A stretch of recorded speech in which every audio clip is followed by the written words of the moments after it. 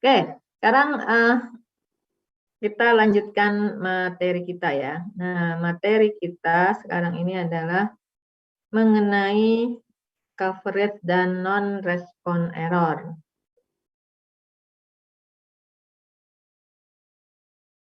Sudah bisa kelihatan ya? Oke, di pertemuan sebelumnya ya, kita sudah membahas ya mengenai apa namanya. Tapi kemarin juga belum terlalu banyak ya. Saya stop share dulu deh kita sebelum ke sana. Kita ke pertemuan yang sebelumnya dulu kemarin ya. Soalnya di Sambi ada keperluan saya. Pertemuan 3 ya. Nah, kita pertemuan 3 dulu nih. Pertemuan 3. Nah, ini dulu deh, systematic error, variable error.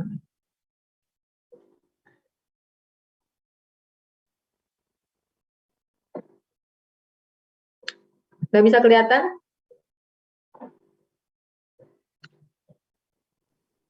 Sudah, Bu. Oke. Nah, systematic error. Ada pertanyaan nggak mengenai systematic error dan variable error?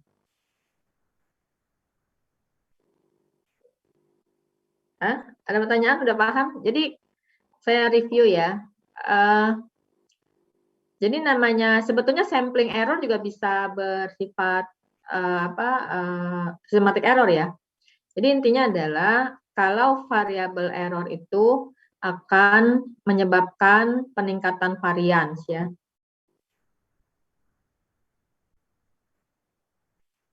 Bentar. Kita ruang berapa ininya kuliahnya? Ada nggak ruangannya? Saya mau lagi minta. Berapa? 347. 347. Ya. Oke, bentar ya.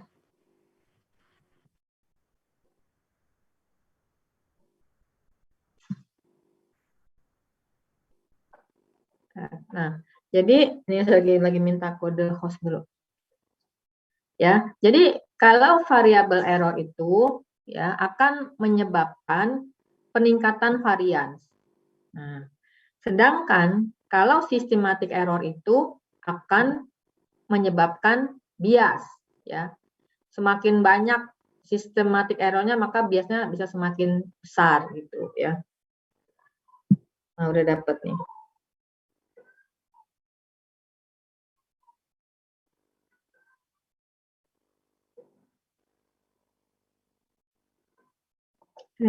Saya ini dulu ke host dulu.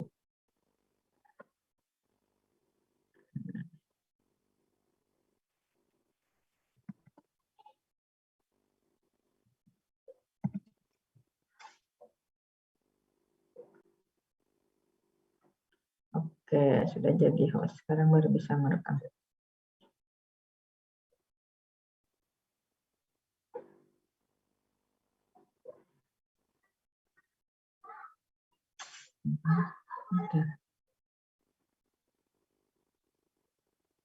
Oke, ya. Nah, cukup share screen lagi. Nah, ya. Jadi kalau variabel error ya, itu akan menyebabkan peningkatan varians ya. Kemudian kalau systematic error itu akan menyebabkan peningkatan bias ya. Kan kita sudah mengetahui ya bahwa ukuran kualitas ya dari suatu survei atau kita sebut total error survei itu kan diukur dengan MSA ya. MSA itu kan merupakan penjumlahan varian dan bias kuadrat. Nah, okay. Nah sini contoh di kasus penembakan udah lah ya. Nah kalau di survei lah, yang survei aja deh ya. Nah kalau di kasus survei, nah kalian kan pernah ada yang jadi wawancara kan ketika PKL kemarin kan? Ayo. Yang jadi wawancara siapa coba? Adinda jadi wawancara nggak? Wawancara Bu, Wawancara. Kenapa? Tapi saya dapatnya pencacahnya itu riset 2 Bu, jadi kayak pendampingan aja Bu. Iya, tapi kan iya kayak pendampingan gitu ya. Pendampingan. Responden yang mengisi ya. Nah, Iya, kalau Bu. yang mitigasi siapa yang mitigasi? Mitigasi siapa? Saya, Bu. Siapa? Nggak kelihatan nih. Zakia. Zakia, oke Zakia. Zakia mitigasi ya? Iya, Bu. Oke, kita tanya Zakia nih. Zakia, ini kan kalau di kasus survei ya, di si pewawancara ini ya, itu kalau dalam kasus menembak itu analog ya. Jadi pewawancara ini analog dengan penembaknya. Artinya dia yang melaksanakan gitu ya, melaksanakan pengumpulan data. Kalau menembak kan membidik gitu ya. Nah, kemudian alat tembaknya itu adalah kuesioner gitu kan ya. Nah, jadi alat tembaknya adalah kuesioner. Nah, di sini ya Zakia mengalami apa? Misalnya kalau di sini kan pewawancara ya. Pewawancara itu tidak menguasai survei. Artinya di sini ya si pewawancara nih pemahamannya apa ya? Nggak fokus gitu loh. Jadi hilang fokus pemahamannya. Jadi kadang pemahamannya begini, kadang begitu, sehingga menghasilkan ya jawaban yang bervariasi gitu. Ya. Bervariasi ini akibat apa? Sebetulnya si respondennya paham gitu dengan pertanyaan si wawancara gitu ya.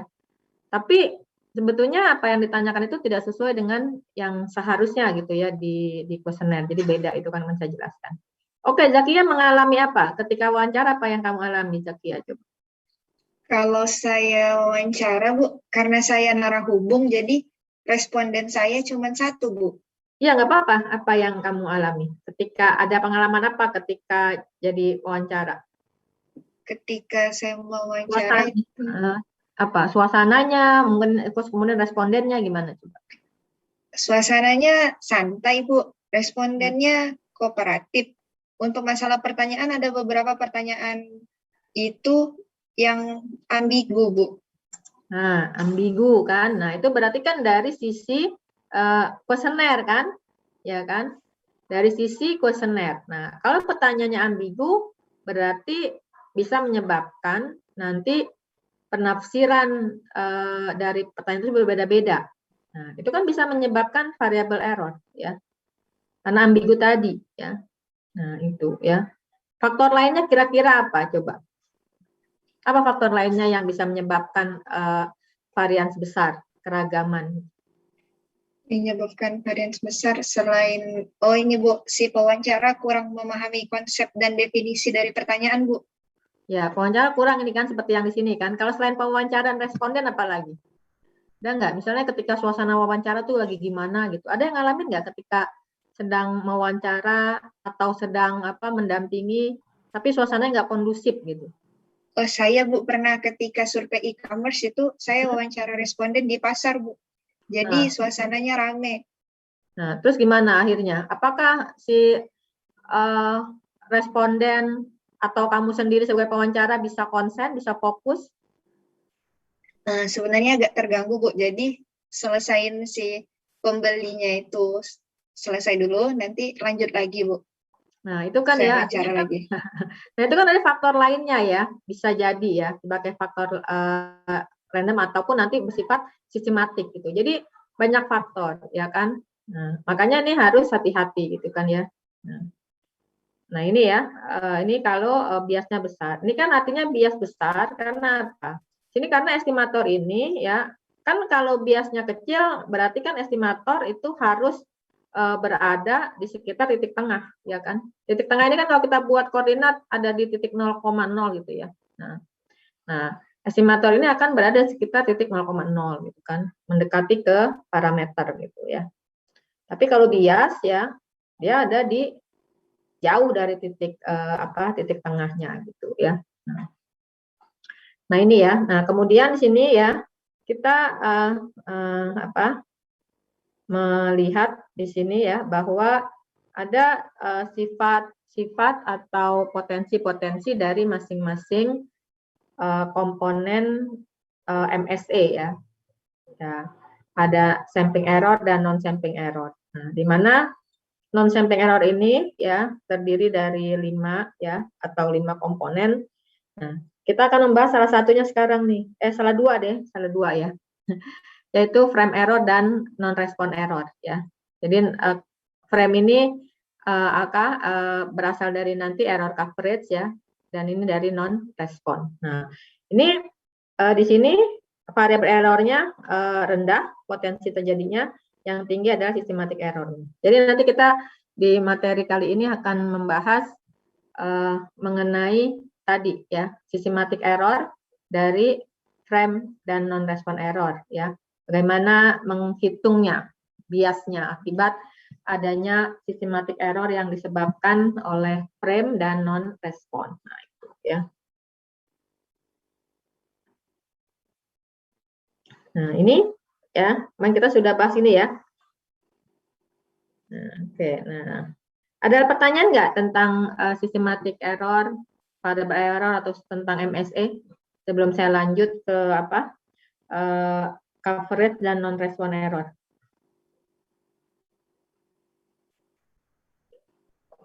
Tidak ada? Berarti udah paham ya.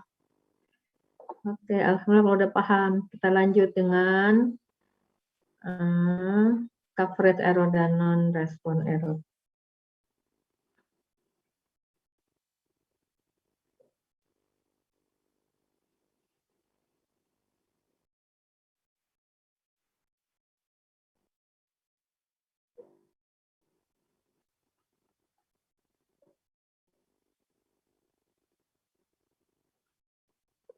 Bentar ya, saya menjawab pertanyaan dari grup dosen Medstat yang dari BPS juga nggak bisa akses di Padu. Bentar ya, saya kasih.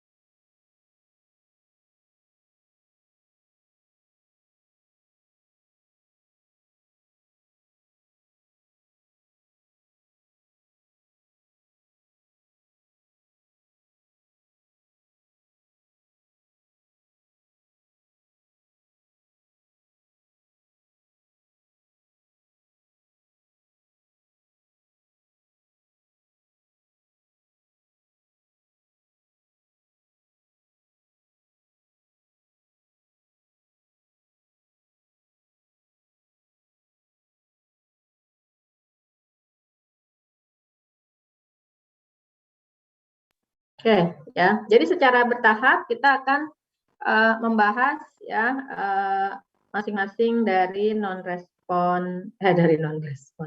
masing-masing komponen dari non-sampling error ya. Nah, sekarang ini kita membahas tentang coverage dan non-respon error ya. Sini kita akan bahas apa itu coverage dan non-respon error, gimana ngukurnya dan gimana cara mereduksinya ya. Nah, non-respon error ya ataupun coverage error ini itu sering disebut sebagai kasus data hilang ya, atau error non observasi. Nah, ini bisa dikatakan itu hampir ditemukan di semua kegiatan pengumpulan data yang besar gitu ya. Nah, misalnya di sensus penduduk ya, yang saya tahu di tahun 2010 ya, karena saya banyak terlibat di sensus 2010 itu kalau nggak salah coverage errornya itu ya terjadi under coverage ya, sekitar 3% kalau nggak salah ya. Pada waktu saya yang kalau 2020 ini saya kurang tahu ya, tapi yang 2010 itu sekitar 3% under coverage ya. Nah itu ya. Nah, lalu apa yang dimaksud dengan coverage error? Nah, berarti kan coverage error ini adalah kegagalan memasukkan semua unit populasi target ke dalam sampling frame ya. Jadi coverage error ini berkaitan dengan sampling frame. Nah, harusnya semua populasi target itu ya ada di dalam sampling frame ya. Karena apa? Fungsi dari sampling frame itu adalah sebagai dasar penarikan sampel, ya kan? Nah, namun ya kadang kita tidak bisa, misalnya atau ya mungkin tidak tersedia dengan mudah atau tidak tersedia dengan cepat sampling frame yang sempurna gitu ya. Yang artinya yang bisa mencakup semua populasi target, gitu kan? Nah, ya. Nah, itu banyak sekali penyebabnya gitu kan ya. Nah, ini bisa terjadi misalnya karena daftar tidak lengkap misalnya ya. Misalnya kalau menggunakan peta, petanya sudah usang gitu ya. Nah, artinya kan ini frame menjadi tidak sempurna gitu kan ya. Nah, kemudian ya harusnya ya kalau dia frame itu sempurna, berarti kan ada hubungan apa? Relasi satu-satu ya antara populasi target dan frame gitu kan. Artinya frame itu tidak kelebihan, tidak juga kekurangan gitu ya. Nah, kadang juga frame kelebihan. Jadi ada yang ada unit populasi lain yang masuk ke dalam frame yang bukan populasi target gitu ya. Nah, itu ya.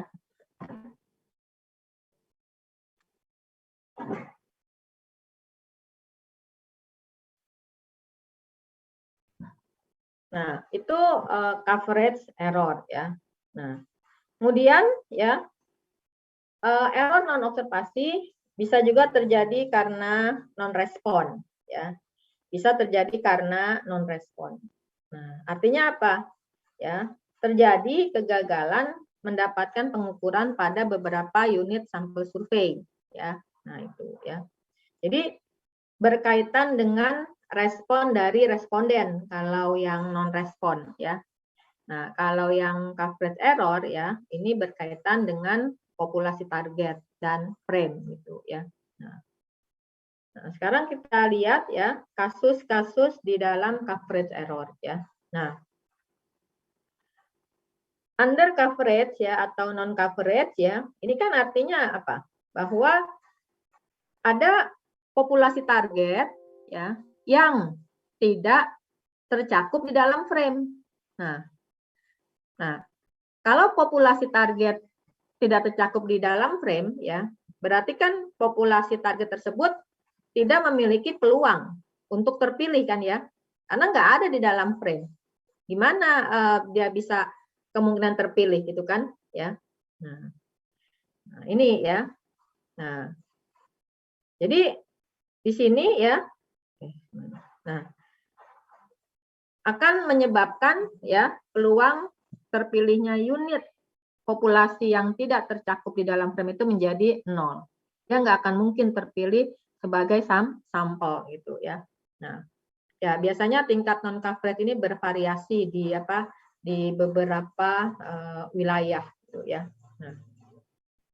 Nah, kemudian ya konsep yang berkaitan dengan under coverage ini ya itu juga ya bisa terjadi sebentar ya ada perlu.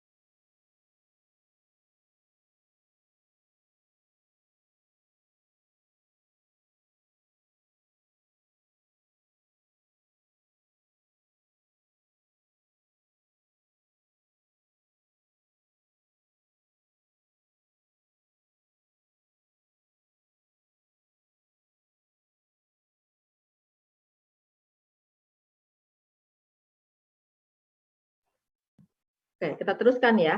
Ini kalau ngajar di rumah gini nih, banyak iklan lewat ya. Maaf ya. Nah, kita lanjut lagi ya. Nah, kalau di dalam kasus sensus ya, itu tidak ada istilah, bukan tidak istilah ya. Kalau ada unit populasi yang tidak terhitung dalam sensus ya, nah itu juga disebut sebagai kasus under coverage ya. Jadi kegagalan dalam menghitung semua anggota populasi gitu ya. Nah, Nah, itu kasus under coverage atau non coverage ya. Nah, kasus ini ya bisa terjadi ya atau pernah terjadi juga mungkin di kegiatan BPS ya. Nah, oke, sekarang saya tanya dulu deh nih ya berkaitan dengan frame. Nah, ada yang tahu frame Susenas itu dari mana? Atau ini dulu deh, teknik sampling Susenas berapa tahap? Berapa tahap?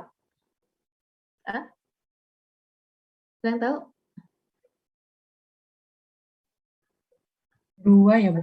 2, oke. Siapa tuh yang jawab? Nah, Rindu, Bu. siapa? Rindu. Rindu, oke. Nah, Rindu 2 tahap. Nah, sekarang Yudhistira. Berarti kan 2 tahap ya. Kalau 2 tahap berarti kan dilakukan 2 pengambilan sampel kan ya, 2 kali kan ya. Nah, tahap pertama apa yang dipilih Yudhistira? Tahu nggak? Kalau di Susenas. Halo, kalian orang SK loh.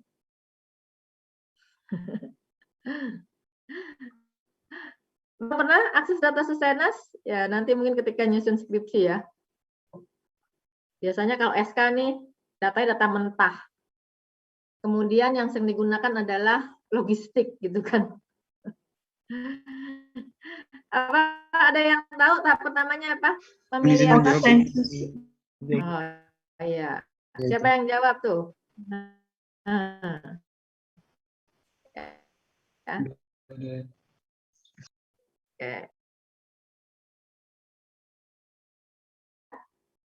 Kita harus punya apa? Punya frame block sensus kan? Ya, mempunyai frame block sensus. Nah, gimana BPS membentuk frame block sensus? Ada yang tahu? Gimana BPS membentuk frame block sensus? Dari mana dapatnya? Izin menjawab, Bu. Ya, Dari SP 2010 bukan? Ya, dari SP 2010. Itu untuk kegiatan survei ya, setelah 2010 sampai ketemu lagi sensus. Nah, ya. Nah, jadi kan di dalam pelaksanaan sensus biasanya kegiatan itu adalah mencakup pertama adalah melakukan updating blok sensus. Jadi setiap kali sensus dilakukan updating blok sensus ya. Nah, blok sensus itu kan kategorinya macam-macam ya. Ada blok sensus biasa, blok sensus khusus, ada namanya blok sensus persiapan gitu ya. Nah, mungkin di tahun-tahun sebelumnya sebelum sensus itu blok sensus persiapan, tapi ketika sensus diupdate, oh dia udah jadi blok sensus biasa, kan itu berubah ya. Nah, itu menunjukkan ya. Nah, apakah sensus dilakukan setiap tahun? Kan tidak ya. Sensus dilakukan 10 tahun sekali. Karena apa? Karena biayanya mahal. Nah, itu menunjukkan bahwa untuk membangun suatu frame dibutuhkan biaya yang lumayan mahal ya. Nah, jadi membangun blok sensus itu ya. Nah, dipakai itu selama tahun-tahun ke depannya. Setelah sensus sampai ketemu lagi nanti ada daftar blok sensus yang baru hasil sensus gitu ya. Nah, tahap pertama memilih blok sensus. Nah, kemudian ya tahap kedua. Nah, tahap kedua memilih apa? Memilih rumah tangga dalam blok sensus terpilih, Bu. Nah, memilih rumah tangga dalam blok sensus terpilih, ya kan? Gimana cara membentuk frame-nya? Mereka kan butuh frame lagi nih, ya kan? Gimana membentuk frame-nya? Ada yang tahu? Izin jawab. Ya. Listing kayaknya. Ya, dengan listing atau dengan updating rumah tangga. Jadi setelah blok sensus terpilih, ya, nah maka di setiap blok sensus terpilih tersebut itu dilakukan listing atau pendaftaran ya atau pencatatan rumah tangga, ya seluruh rumah tangga yang ada di blok sensus tersebut. Ya. Nah, kalau sekarang ini zaman semakin canggih ya BPS menggunakan teknologi. Kalau dulu tuh zaman saya masih masih di awal-awal tuh ya listing gitu, ulang lagi gitu ya. Nah, tapi karena sudah ada daftar dari sensus waktu itu ya sekarang itu dilakukan sebagai updating ya. Jadi dari hasil sensus itu kan dapat ya setiap setiap data rumah tangga kan. Nah, karena itu udah teknologi udah lebih bagus, sekarang ini lebih disebut adalah updating gitu ya. Nah, itu ada yang tahu berapa atau definisi dari blok sensus? Ada yang tahu?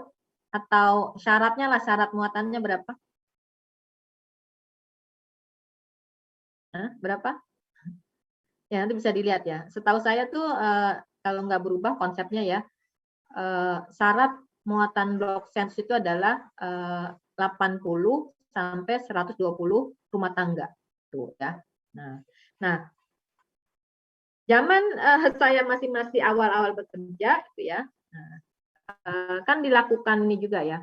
Dilakukan semacam PES ya, Post Enumeration Survey gitu ya. Nah,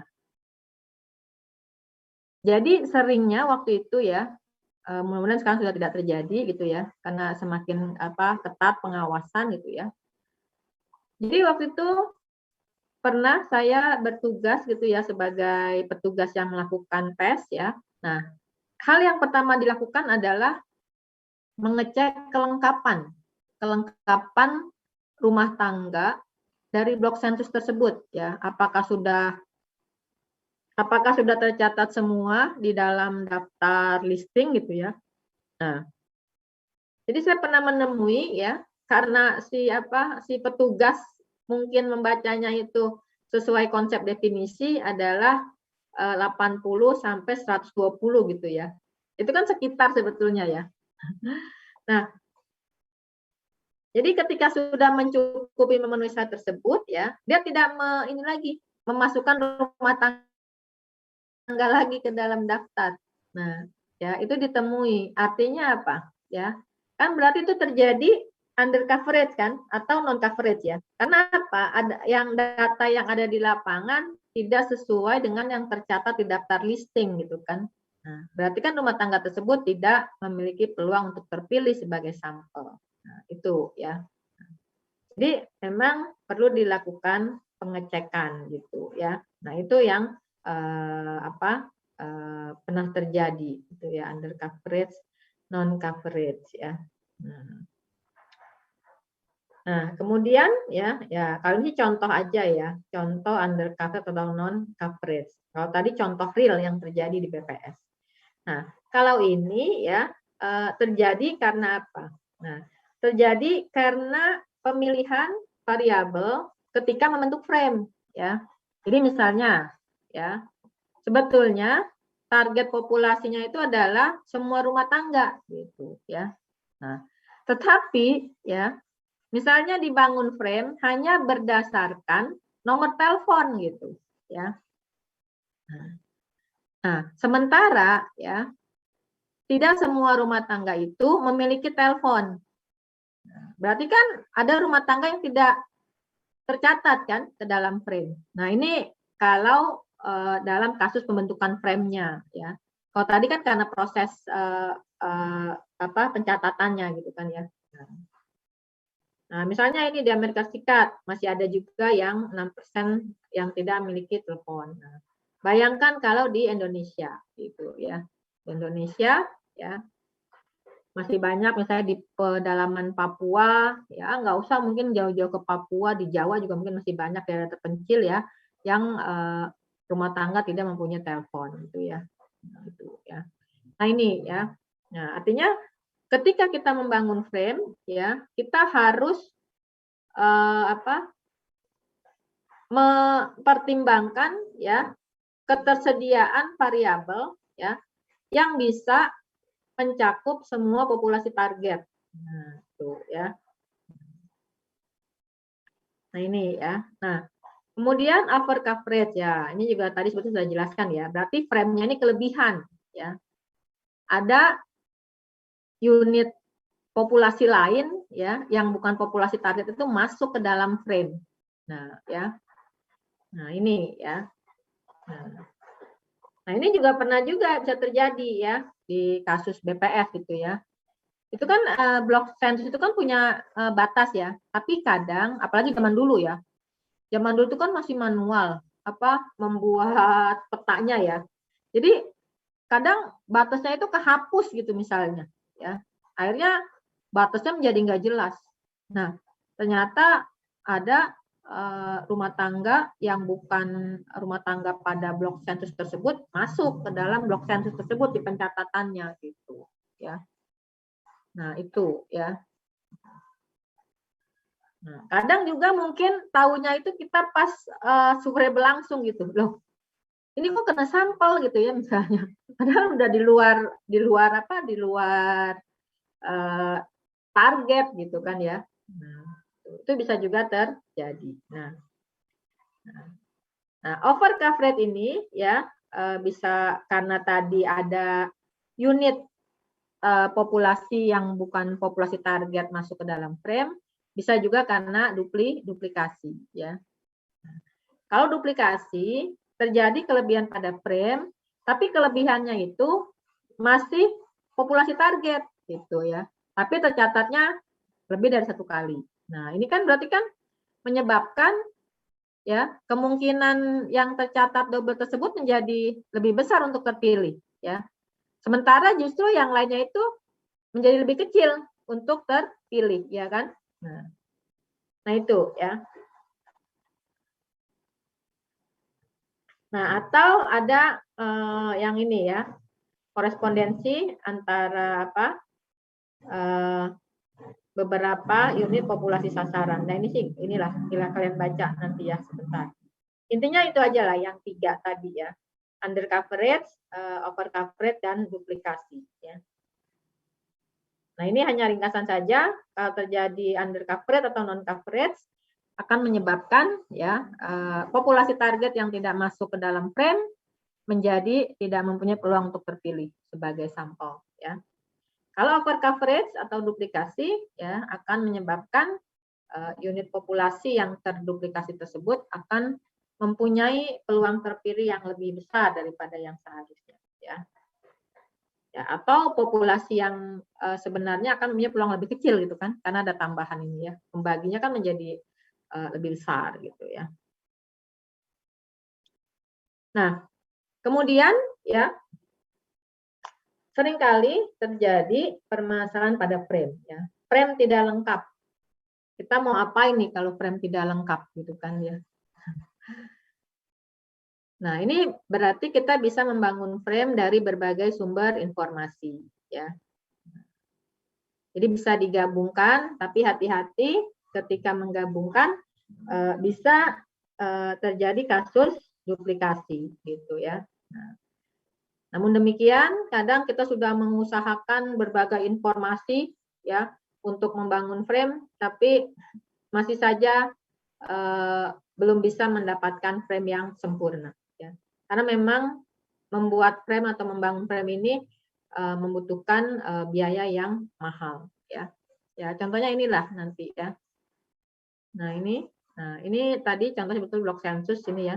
Nah ini yang berupa peta tadi ya. Nah, blok sensus tadi ya, kalau ini kan peta secara umum. Nah ini adalah, udah ada yang pernah melihat peta desa atau peta blok sensus? Ya mungkin nanti kalian ketika bekerja ya akan sering melihat ya.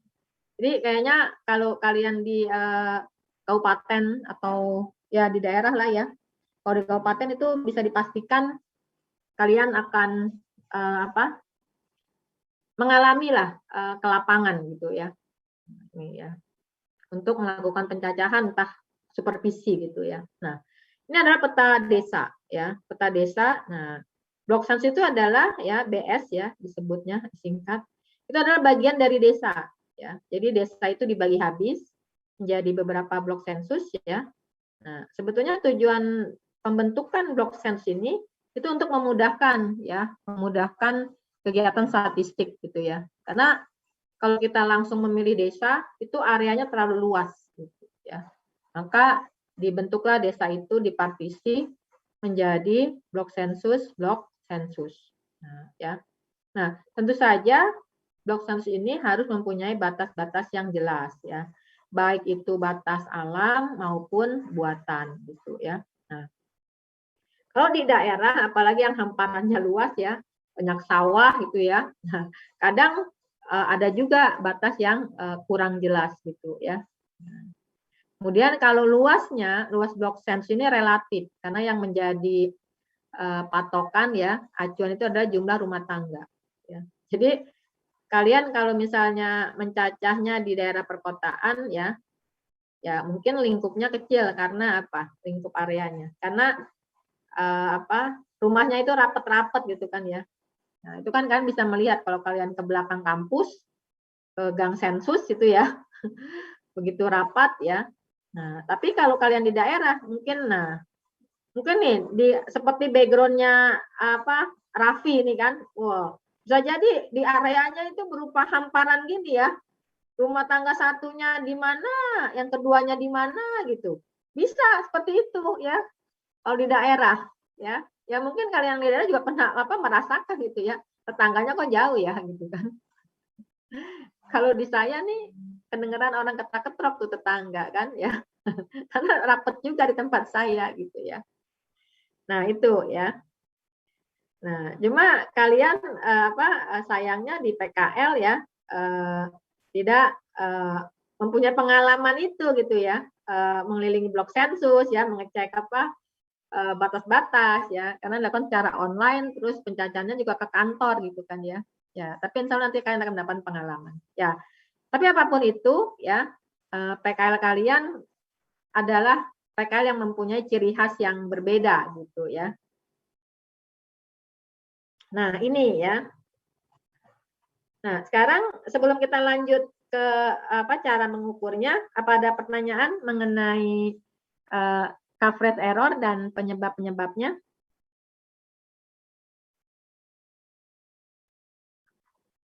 Oke, tidak ada ya. Nah, kalau tidak ada, kita lanjut ke ini nih ya. Bagaimana mengukur coverage error ya. Nah, tadi kan ya bahwa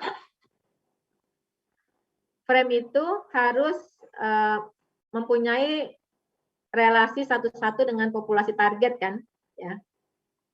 Nah, berarti di sini misalkan ya, kalau yang kotak besar ini ya, kotak yang berlapis ini itu adalah keseluruhannya itu ada populasi target ya. Nah, kemudian ya ternyata ketika ingin dilakukan survei ya tidak bisa diperoleh frame yang bisa mencakup 100% populasi target ya.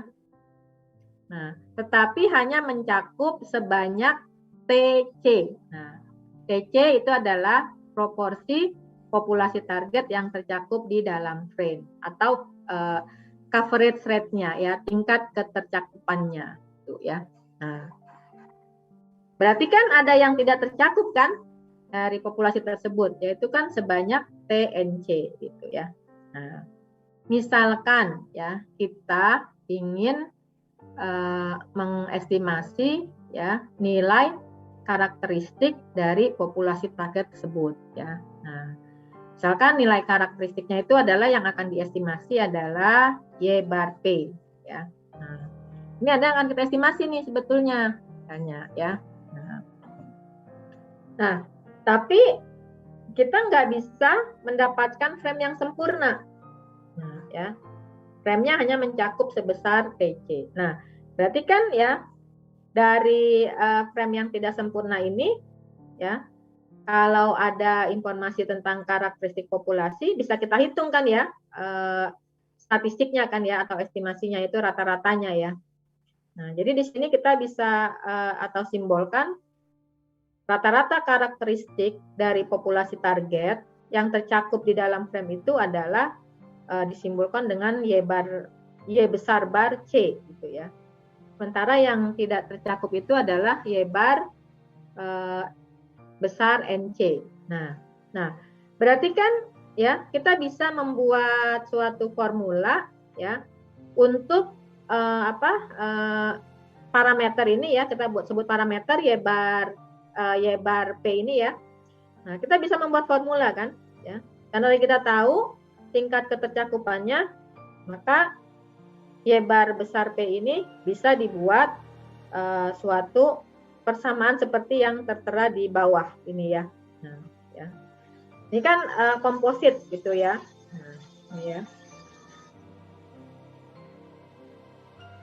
Ada suara masuk nggak? Suara berisik ya? Ada? Enggak? Nah, ini ya. Nah, lalu apa akibatnya? Ya, kalau kita mengambil sampel ya dari frame yang tidak lengkap. Apa akibatnya?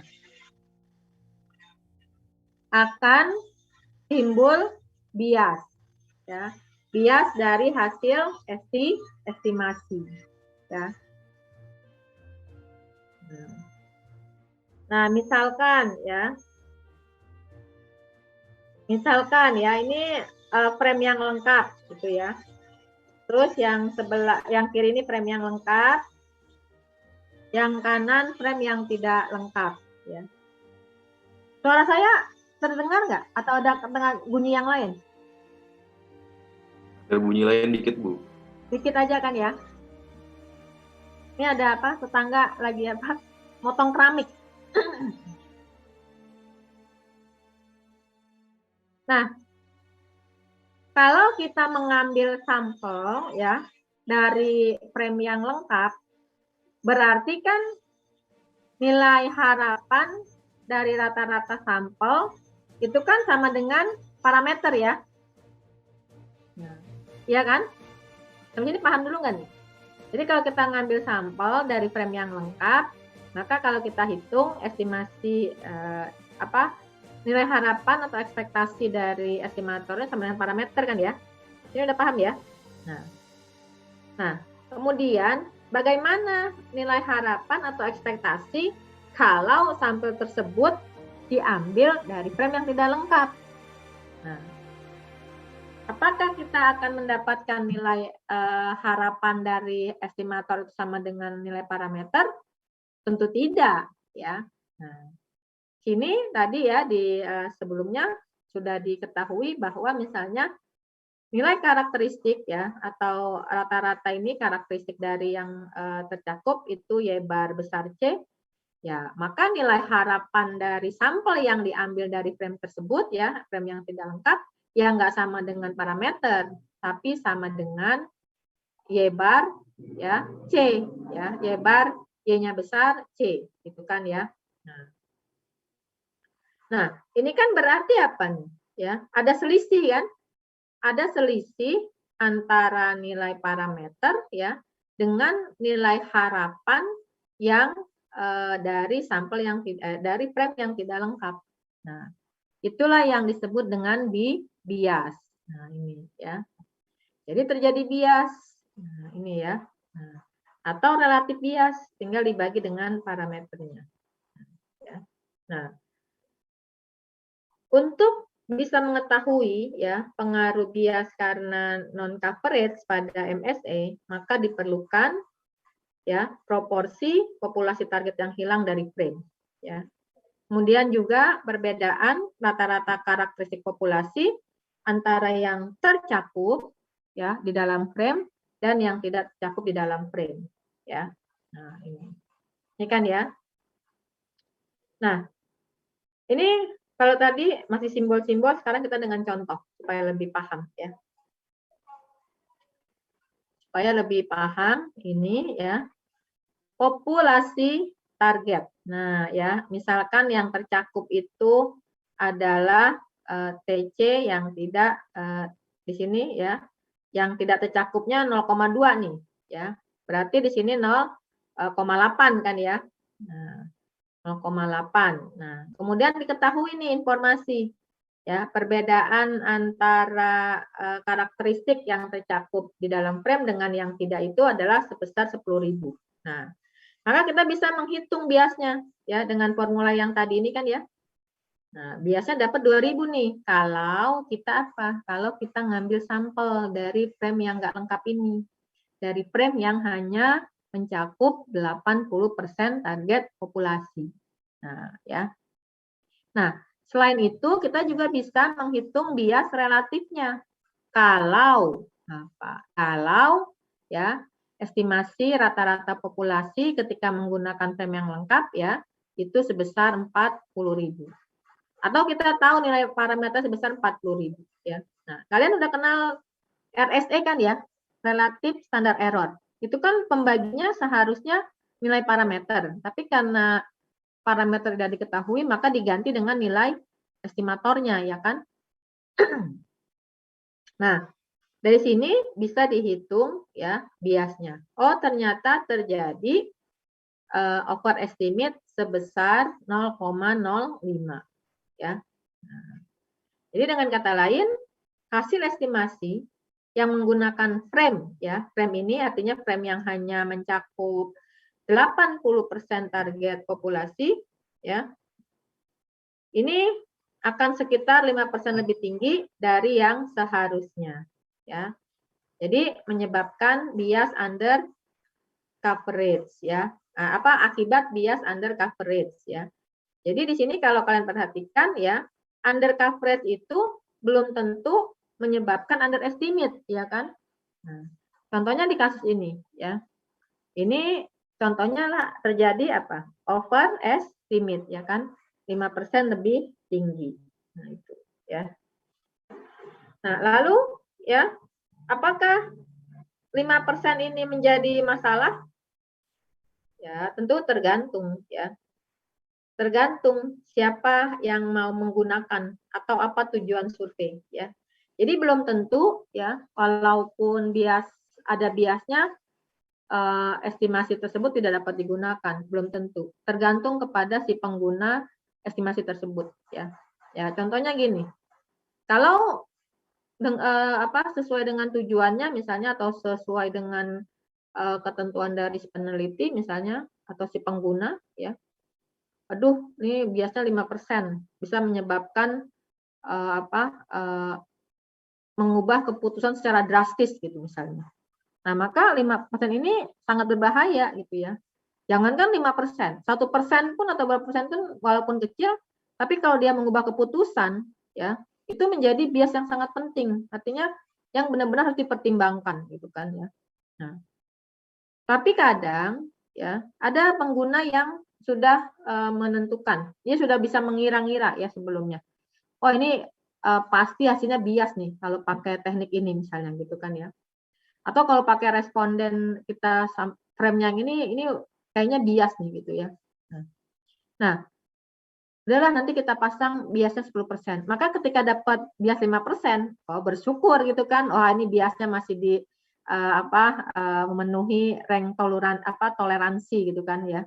Nah, itu ya. Jadi tergantung kepada siapa yang menggunakan hasil survei tersebut ya. Atau apa tujuan dari survei tersebut ya.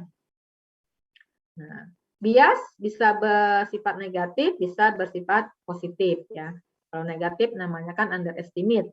Sedangkan kalau positif namanya overestimate ya. Ya, negatif positif berarti bukan ininya ya. Artinya kalau negatif berarti lebih kecil gitu kan ya, lebih kecil dari yang seharusnya. Kalau positif lebih besar dari yang seharusnya gitu ya. Nah, perhatikan di sini ya. Terkait dengan bias ya. Nah, kan bias karena under coverage ya. Nih, perhatikan di sini ya. Nah, ini kan 1 min TC, berarti kan ini kan tingkat ketercakupan ya atau coverage rate-nya kan ya. Nah, kalau dia mendekati 0 ya kan perhatikan. Kalau mendekati 0 berarti kan suku yang pertama ini kan menjadi besar ya atau mendekati ke 1 gitu kan ya. Nah, maka bias akan menjadi kecil ya kan, tidak peduli seberapa besar perbedaan antara populasi tercakup dan tidak tercakup. Artinya perbedaan nilai karakteristiknya ya kan. Kan kalau ini 0, ini mau berapapun gitu ya, nggak masalah kan, ya kan. Nah, ini ya cakupannya. Nah, tapi sebaliknya ya, kalau non coverage-nya meningkat ya, nah kalau dia semakin meningkat ya, nah berarti kan biasanya juga semakin meningkat kan.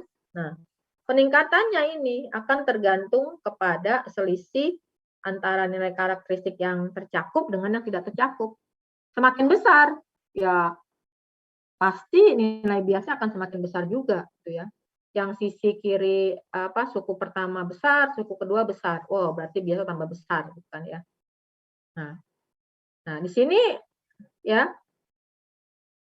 Nah, kalimat di sini ya, jika rata-rata unit yang tercakup dalam frame sangat dekat dengan rata-rata dari unit yang tidak tercakup oleh frame, maka tidak akan banyak bias akibat non-coverage. Ini artinya apa kalimat ini?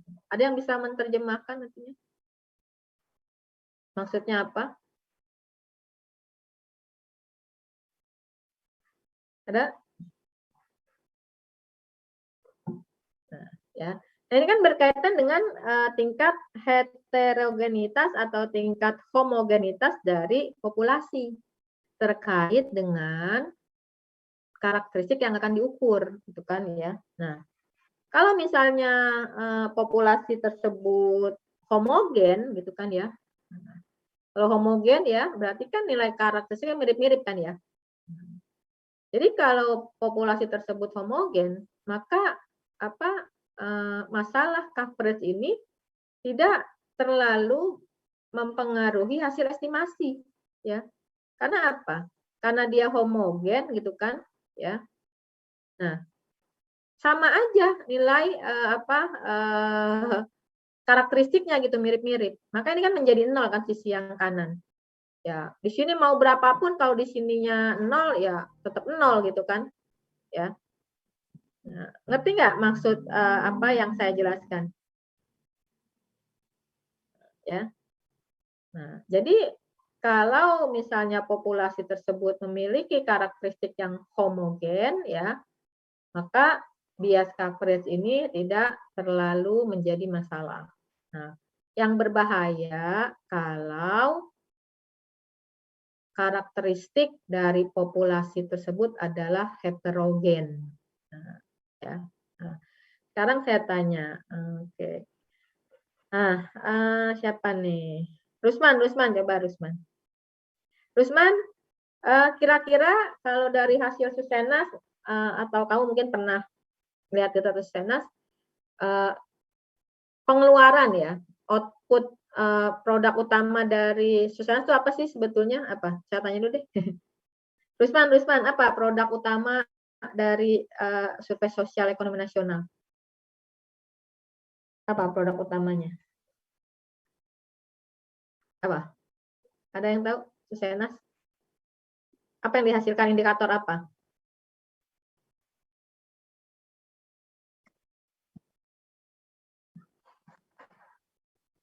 Di survei lain kalian jarang dikenalkan ya dengan survei BPS itu walaupun kalian sosial.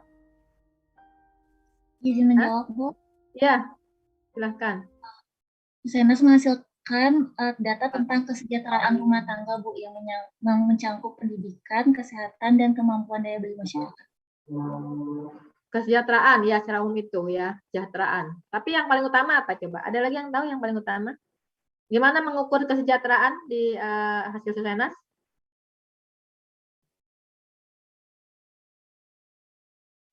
Ada? Yaitu dengan apa? Tingkat kemiskinan, ya kan? Ya. Tingkat kemiskinan. Ya. Tingkat kemiskinan. Gimana BPS mendefinisikan bahwa suatu penduduk dikatakan miskin? Anwar. Tahu gimana BPS mendefinisikan kemiskinan?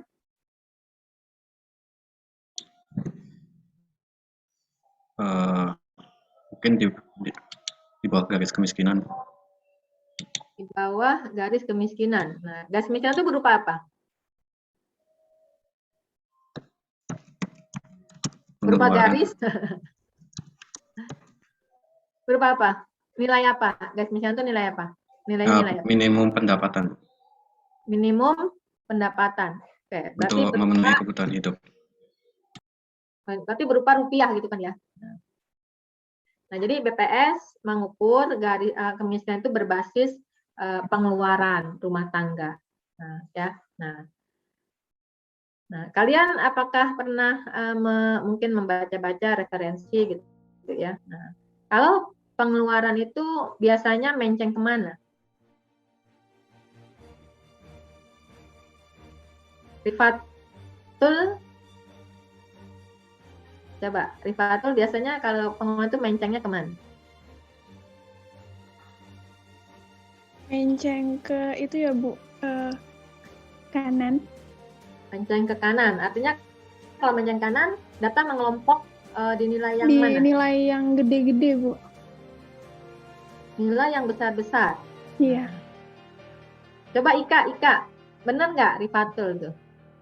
Kalau menceng kanan, data mengelompok di nilai yang besar, benar nggak? Kayaknya kalau ngelompok di besar, menceng kiri, Bu.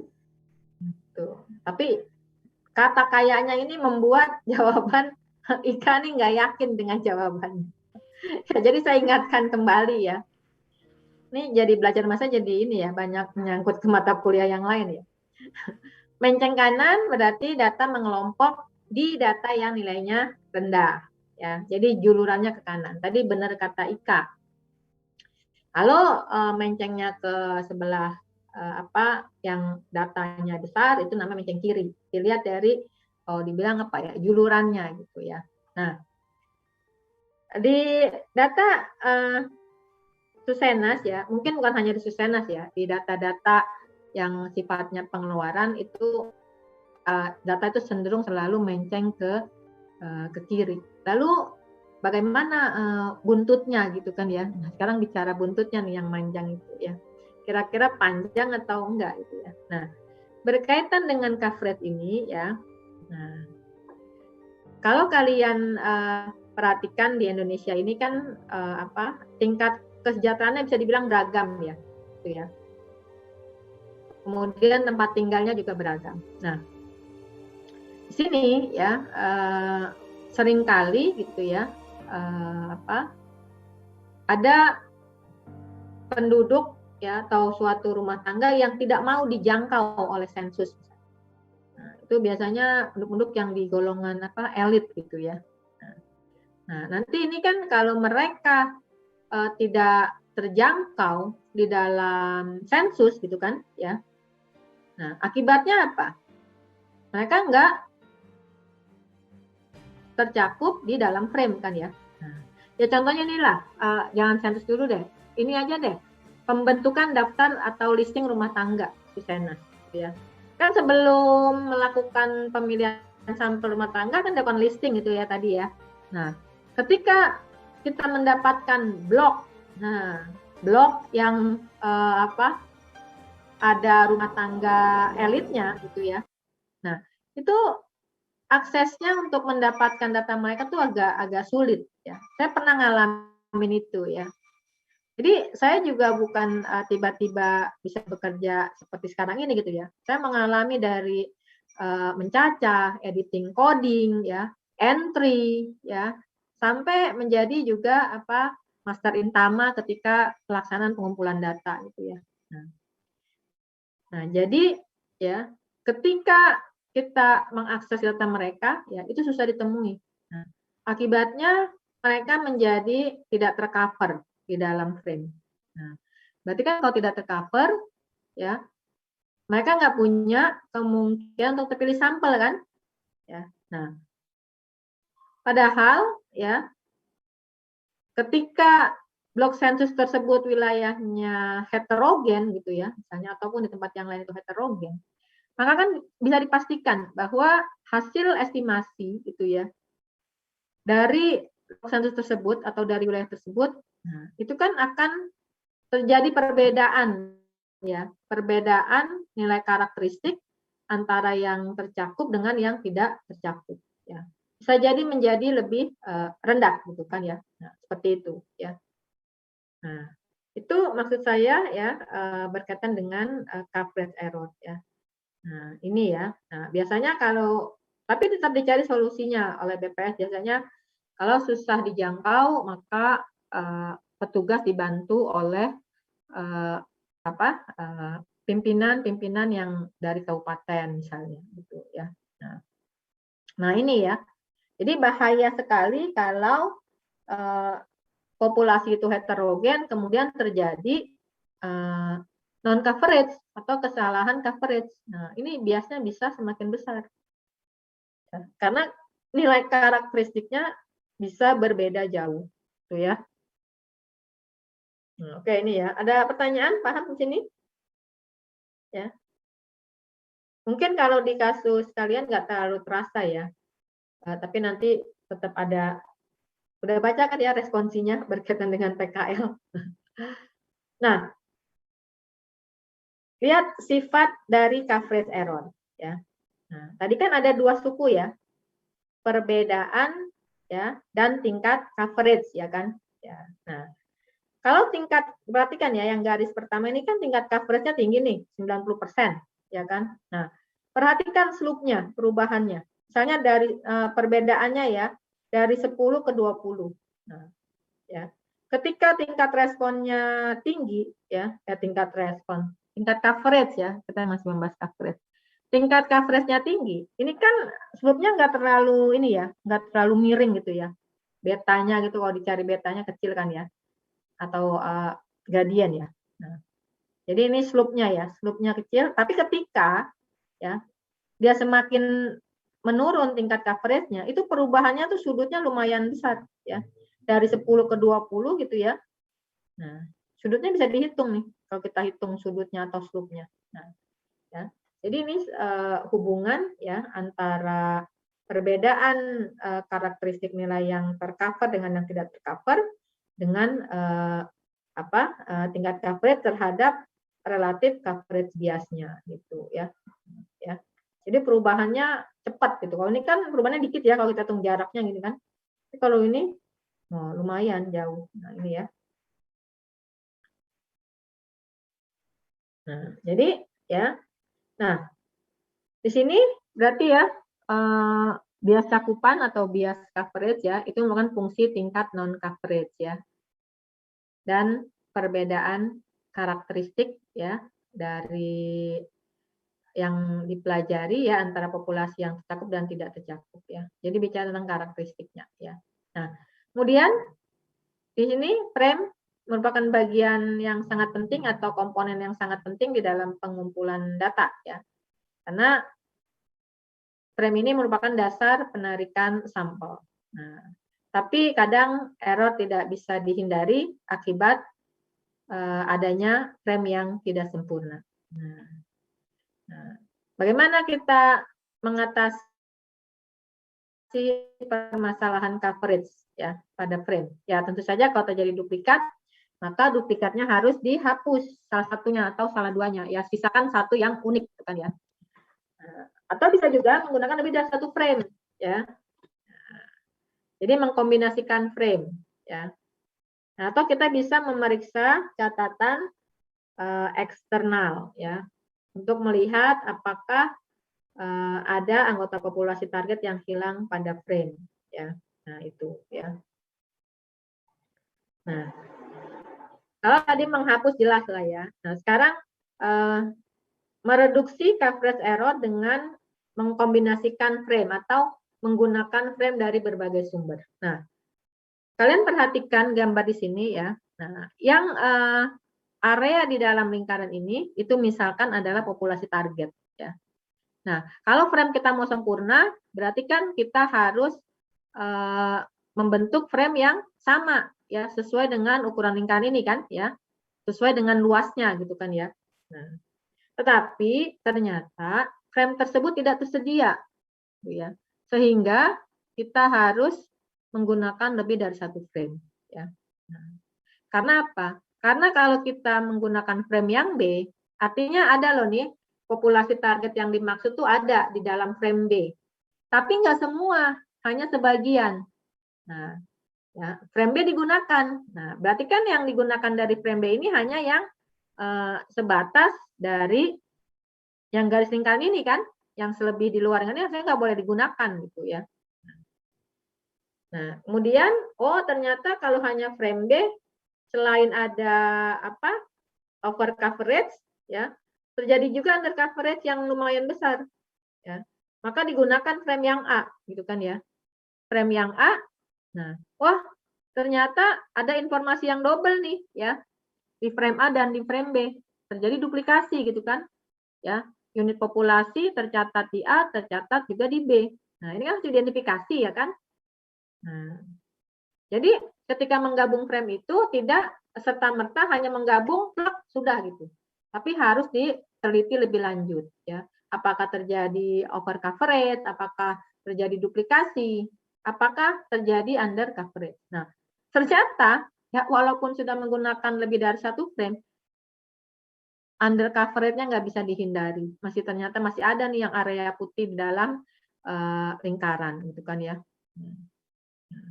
Nah, ini membuktikan ya bahwa membangun frame itu tidak murah ya.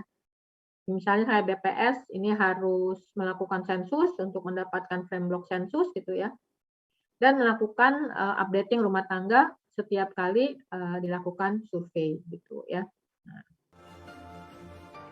Nah, ini salah satu cara mereduksi coverage error ya, yaitu dengan menggunakan lebih dari satu frame.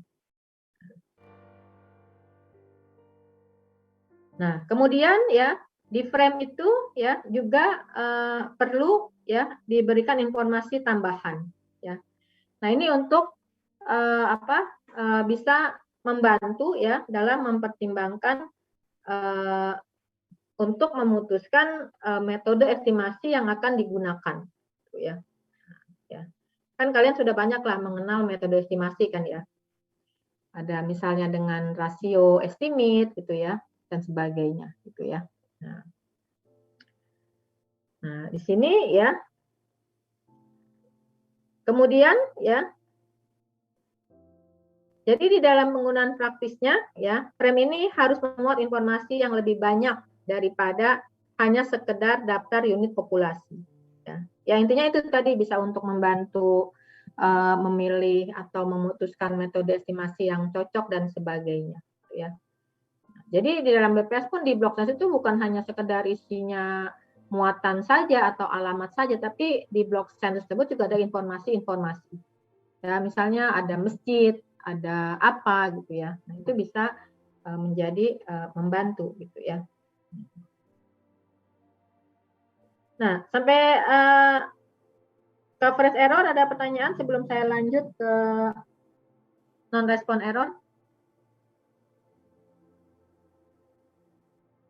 Ada? Oke, sebentar ya. Tadi saya ngajar Metsat 1 tuh ya. Memang luar biasa lah kalian anak-anak mahasiswa STIS ya. Jadi sekarang ini kan Metsat 1 itu ada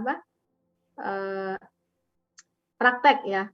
Jadi ada beberapa mata kuliah itu ada teori dan prakteknya. Nah, tadi itu praktek mengenai pengolahan data. Sebelumnya adalah pengumpulan data. Jadi mereka saya tugaskan membuat kuesioner dengan Google Form gitu ya. Kemudian salah satu topik surveinya adalah mengenai ini dampak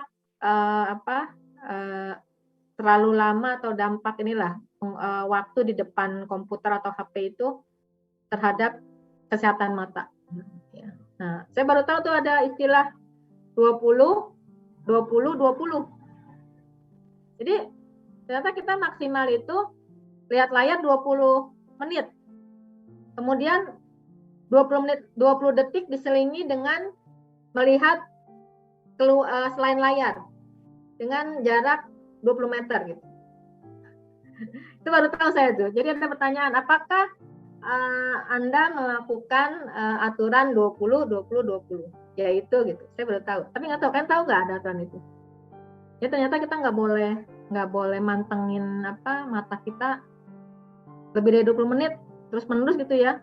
1 jam apalagi gitu. Jadi 20 menit itu maksimal. Terus udahan dulu gitu ya. Nah, jadi sekali kalian harus ini juga 20 menit mata kalian jangan lihat ke layar dulu. Selama 20 detik ke tempat yang lain. Ya lihat yang hijau-hijau gitu ya. Bentar ya, saya ambil minum dulu. Jadi intro saya mau ngambil minum sebetulnya.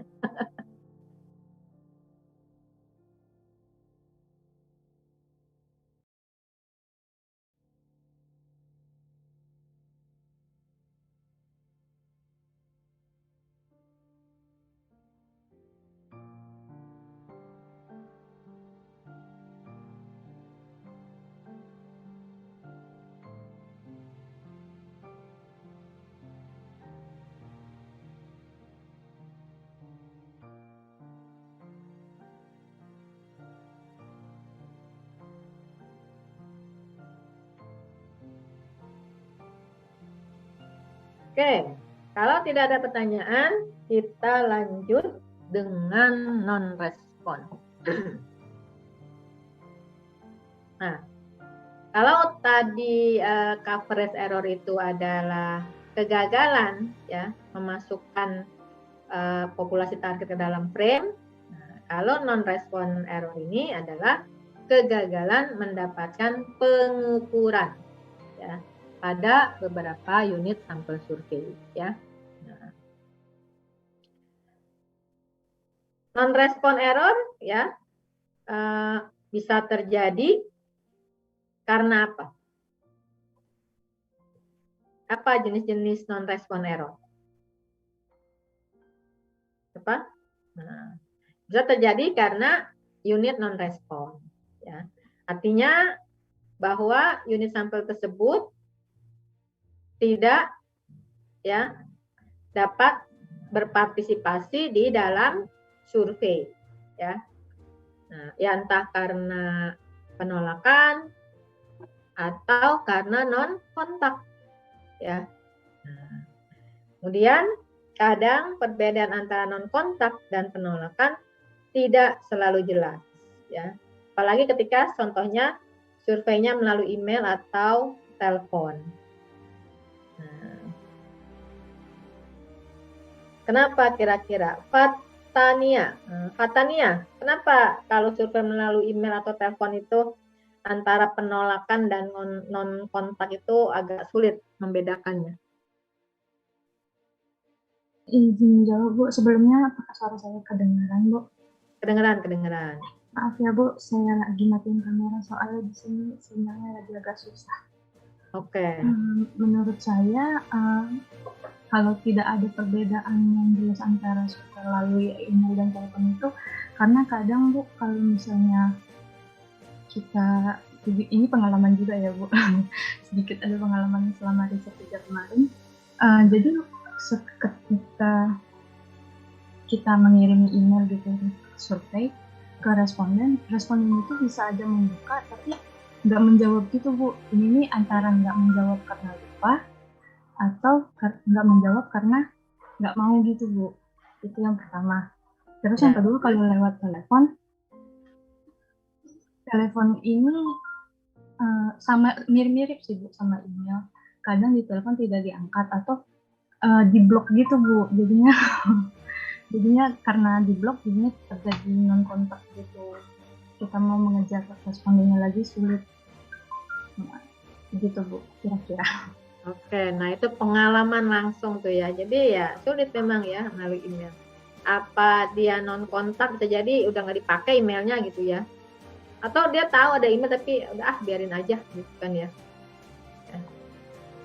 Tapi kalau di survei face to face itu lebih mudah ya membedakan mana non kontak, mana penolakan gitu ya. Nah, ini menjadi penting nanti ketika kita ingin melakukan semacam estimasi gitu ya.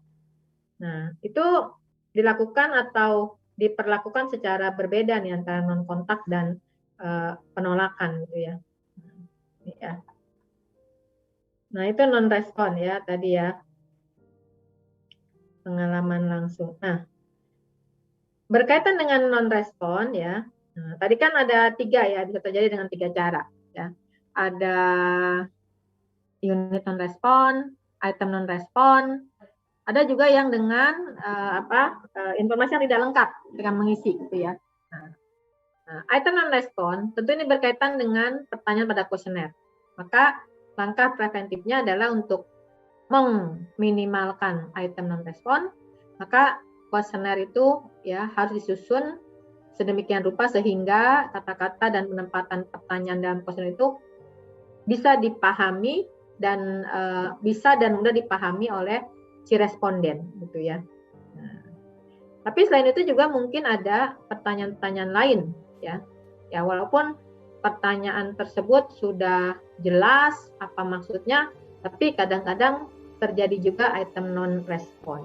Nah, contohnya apa Tiara coba? Udah jelas nih ya pertanyaannya, tapi masih aja terjadi non respon. Kenapa tuh Tiara? Kira-kira? Terdengar, Bu. Ya. Item Suaranya jauh nih Tiara.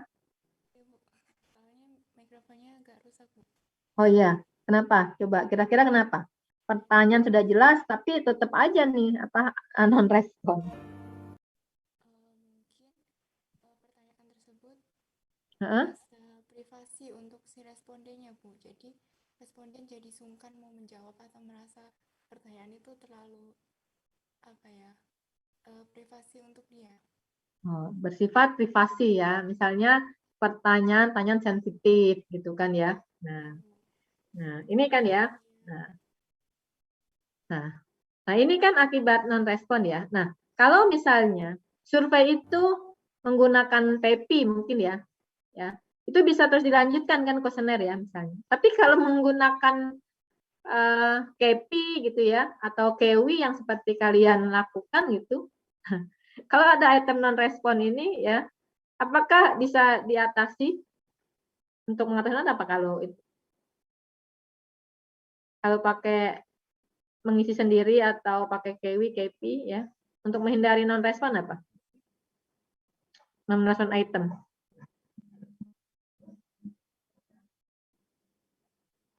Apa coba? Bu, mungkin komunikasi nggak langsung menempatkan pertanyaannya, Bu. Jadi semacam komunikasi biasa aja gitu.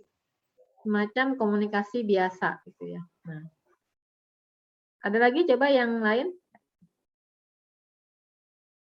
Apa?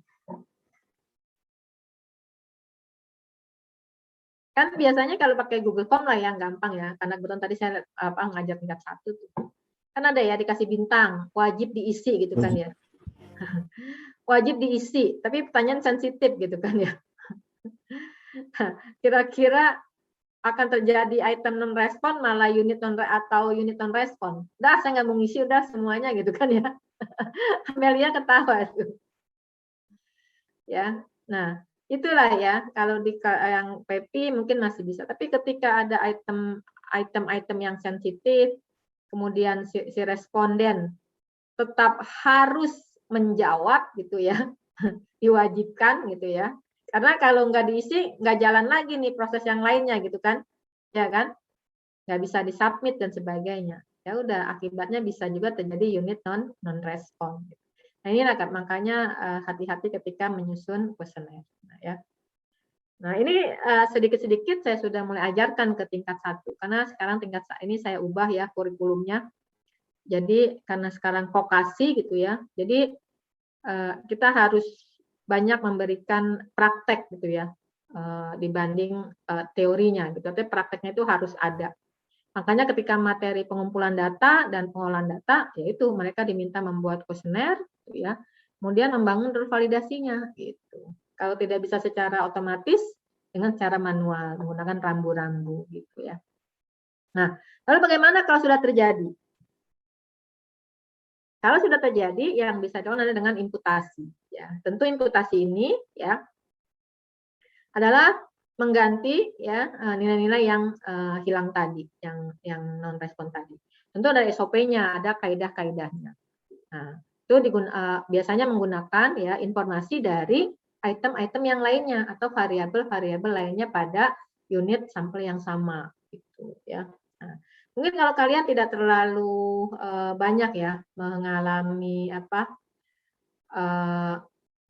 validasi dan sebagainya ya di dalam kegiatan pengolahan data ya. Beda dengan survei-survei rumah tangga gitu yang isiannya kompleks gitu ya.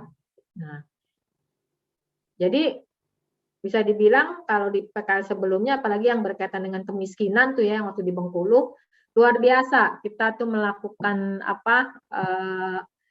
imputasi ini ya, karena ada yang isian misalnya tidak sesuai, ada juga yang kosong dan sebagainya. Ya walaupun kemarin juga ada beberapa mahasiswa konsultasi terkait dengan respon dari responden mengenai jawaban gitu ya. Jadi awal-awal tuh ini dianggap data nggak benar misalnya, dibuang. Waduh jangan main buang aja, saya bilang ini pertanyaannya banyak sekali tentang persepsi gitu ya. susah kita menganggap persepsi itu apakah dia jawaban sebenar atau bukan, itu sulit ya. Nah itu ya. Nah kemudian bagaimana menghitung non-respon error atau menghitung bias akibat non-respon? Sama prinsipnya dengan menghitung bias karena coverage error ya. Cuma kalau tadi ya berkaitan dengan coverage, kalau ini berkaitan dengan respon, sama ya. Nah, ini juga sama nih ya kasusnya ketika tadi saya contohnya ke yang rumah tangga Susenas itu ya.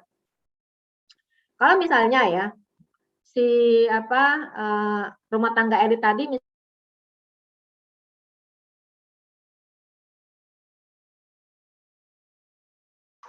terpilih ya, terpilih sebagai sampel. Nah, ya, terpilih sebagai sampel. Tapi dia tidak merespon.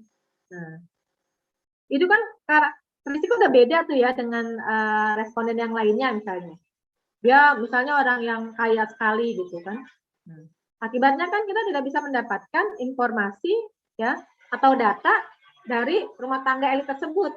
Nah, berarti kan nanti ada selisih yang tinggi nih di antara rumah tangga yang merespon dengan yang tidak merespon. Nah, ini contohnya ya. Kalau tadi contohnya tidak berhasil di cover ya. Kalau ini tidak berhasil merespon gitu ya. Analog ya. Nah, ini sama juga ya. Bagaimana hubungan antara perbedaan yang merespon dengan tidak merespon ya dengan tingkat coverage ini ya terhadap nilai biasnya gitu ya. Sama dengan coverage error ya. Nah, kemudian terkait dengan konsep respon rate, tadi kan kita coverage rate ya. Nah, sekarang tingkat respon atau tingkat non respon ya, itu definisinya itu relatif gitu ya, bermacam-macam. Karena kalau di sini respon rate itu berkaitan dengan respon dari unit sampel gitu kan ya. Maka ketika kita sudah memilih suatu sampel, bisa jadi ternyata sampel tersebut bukan populasi target ya, bisa terjadi. Nah, ini contohnya ya. Ini contohnya. Nah, tapi mungkin kalian harus baca berkali-kali untuk memahami ini ya. Saya hanya memberikan gambaran, misalnya kita sudah memilih nih ya, inisial sampel, artinya sekian daftar unit sampel yang sudah terpilih gitu ya. Nah, kemudian dilakukan identifikasi ya. Identifikasi. Nah, kadang kan kita melakukan identifikasi itu bisa clear, bisa tidak ya. Nah, di sini ya lakukan identifikasi, udah ada yang clear nih ya. Ya. Nah, ini ada yang clear yang sudah teridentifikasi dengan pasti. Nah, yang ini yang belum nih. Masih dikira-kira gitu ya. Yang 3, yang kode 3. Yang 2 ini udah jelas. Nah, kemudian dibagi yang jelas ini, ternyata setelah diteliti lebih lanjut ya, terdapat sampel tersebut yang masuk sebagai populasi target, tapi ada juga yang bukan gitu. Ya, ini kan berarti terjadi kasus kasus over coverage sebetulnya ya. Nah, gitu. Nah, kemudian diidentifikasi lagi ya. Ternyata dari yang tercakup dalam populasi target ini gitu ya. Yang di scope-nya. Nah, ada yang merespon, ada yang tidak merespon ya. Oke lah, yang ini kita tinggalkan karena dia kan bukan populasi target, udah jelas, berarti kan dikeluarkan kan ya. Nah, jadi kan nggak mungkin ngerespon kalau bukan populasi target gitu kan ya. Nah, tetapi ada sebagian yang masih meragukan apakah dia populasi target atau bukan. Nah, kalau kita secara sederhana ya, tentu menghitung respon rate itu berarti kan hanya ini aja nih kan. 6 per 4 kan? Iya kan? Ini yang udah jelas, tapi karena ada yang masih meragukan, ya, nah, maka tingkat respon rate ini, jadi pembaginya itu ditambah menjadi 3A nih, ya. Unit kira-kira ini unit yang masuk ke dalam apa? Target populasi berdasarkan karakteristik yang bisa dikenali misalnya gitu ya. Nah, seperti itu.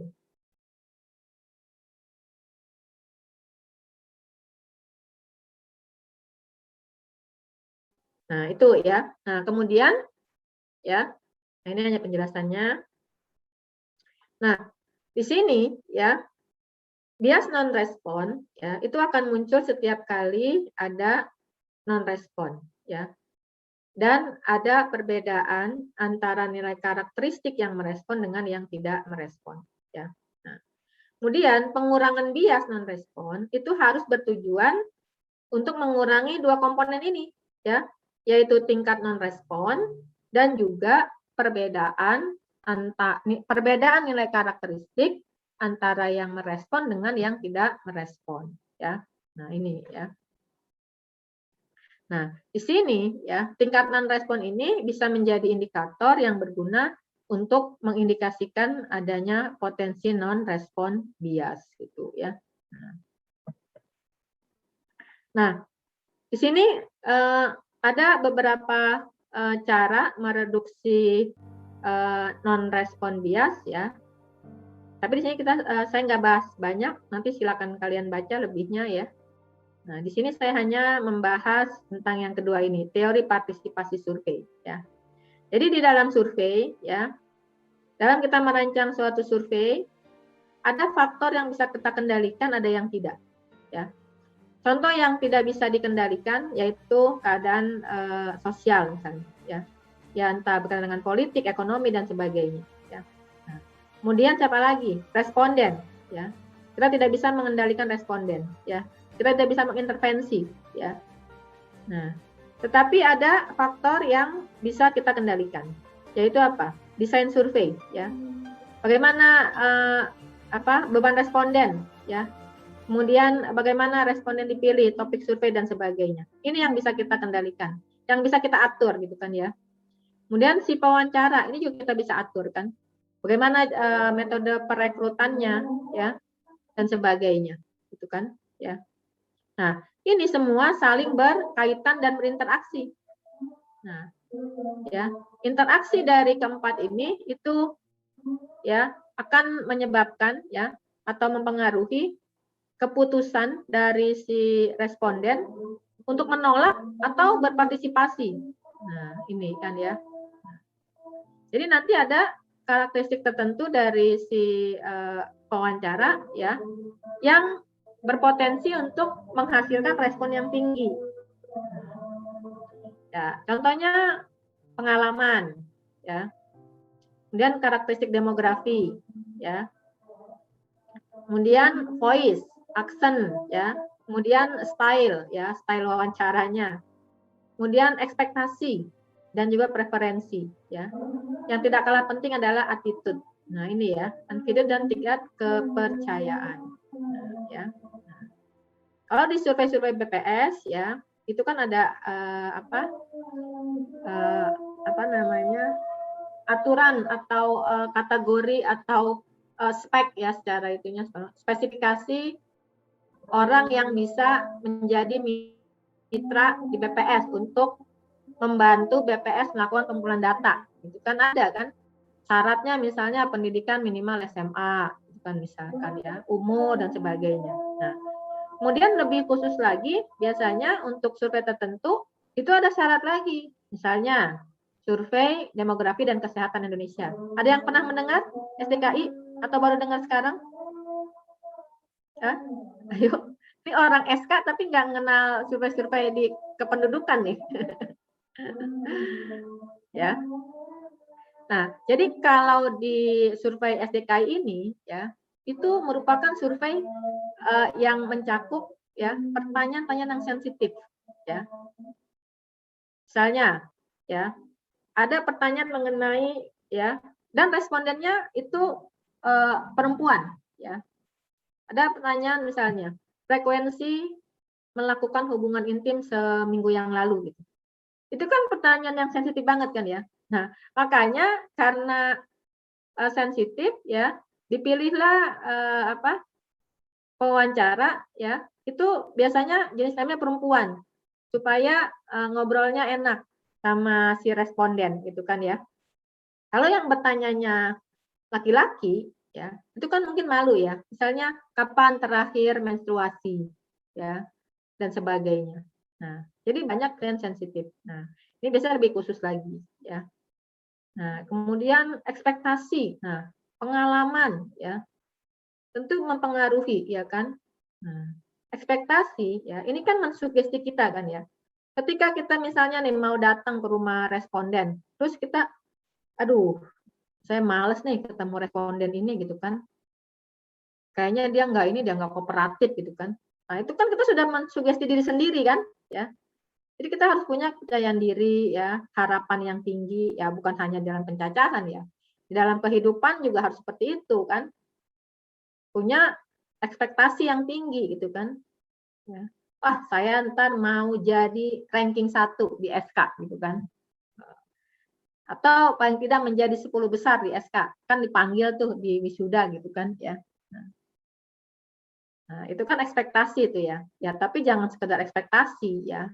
Harus diimbangi dengan yang lainnya gitu ya. Kemudian action gitu ya, voice. Duh, jangan-jangan kalau saya jadi pencacah nih nggak ada yang mau jawab nih. Gitu kan. Saya kan banyak yang bilang saya ini judes gitu ya. Wah, kadang gitu kan. Ya. Ini bicara diri saya loh. Kalau saya nih jangan-jangan nggak ada yang merespon nih ya. Nah, seperti itu ya. Nah, inilah ya, jadi pengalaman ya. Attitude ini menjadi penting ya. Bagaimana kita berinteraksi dengan secara umum dengan orang ya. Manusia dengan yang mungkin dengan binatang dan pohon itu kan attitude ya. Nah, ini kan berkaitan dengan sopan santun ya dan sebagainya. Nah, itu kalian mungkin juga mengalami ya. Adakah yang mengalami hal tidak enak ketika menemui responden? Hah? Respondennya kan di kalangan BPS nih ya.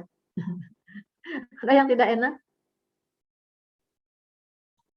Tidak? Nah, tuh ya. Nah, ini metode imputasi ya, banyak lah ya, hot deck dan sebagainya ya. Atau dengan modeling. Nah, itu ya materi. Nah, responsinya. Nah, ini kan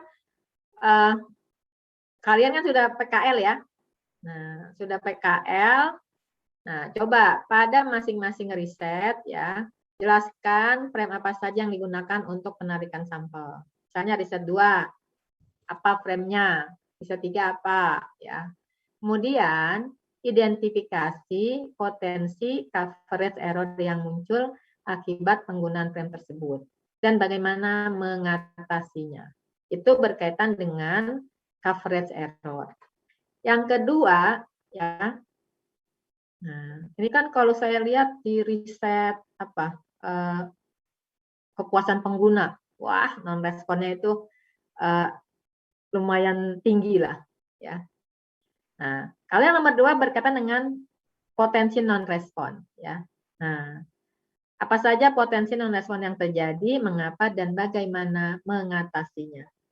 Silahkan, ya. Kalian diskusikan, ya. Jadi harus semua riset, ya. Bukan sesuai riset yang kalian ada di riset mana gitu ya. Nah, saya stop share dulu.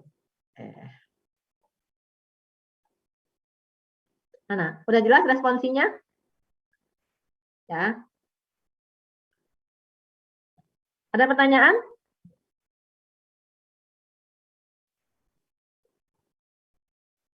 Ada pertanyaan? Tidak ada? Oke, kalau tidak ada, ya silakan dikerjakan responsinya, ya silakan kalian diskusi, ya. Bukan hanya satu riset, tapi semua riset. Coba kalian identifikasi, ya. Oke, ada pertanyaan? Oke, kalau tidak saya cukupkan, ya. Oh iya, ini dong siapa? PJ-nya nanti tolong di screenshot ya. kehadiran ya. Terus kirim ke saya. Oke, sudah jelas ya responsinya ya. Kalau sudah jelas, silakan dikerjakan. Jangan lupa turn in. Oke, saya cukupkan ya. Assalamualaikum.